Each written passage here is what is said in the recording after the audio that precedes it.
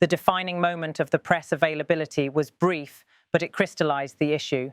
The exchange unfolded as follows. Reporter: you said that you don't want to see Qatar hit again. Are there any guarantees that Qatar... Donald Trump: well, he won't be hitting Qatar. Those words, captured by pool cameras and transmitted globally, became the headline takeaway.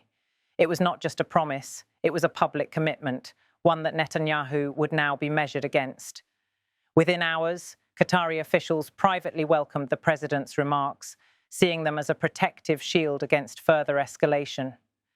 While no official statement was immediately released, diplomats signaled that Trump's pledge would restore at least some degree of confidence in Doha's ability to continue mediation. For Qatar, the reassurance could not have come at a more critical moment. Its credibility had been shaken by the strike, with skeptics questioning whether Doha could truly serve as an impartial broker if it itself was subject to military attacks. For Netanyahu, the American president's declaration carried both benefits and risks. On one hand, it allowed him to signal restraint to an international audience without personally conceding anything publicly. On the other, it bound him to a commitment announced not in Jerusalem, but in Washington, by Trump.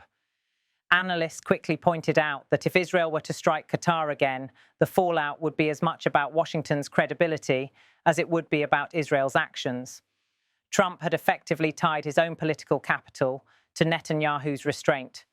Trump's assurances also reflect Washington's larger strategic balancing act. On the one side lies Israel, America's closest ally in the region, grappling with ongoing conflict and security threats. On the other side stands Qatar, home to the Al Udeid Air Base, the largest US military installation in the Middle East and a critical hub for operations across the region.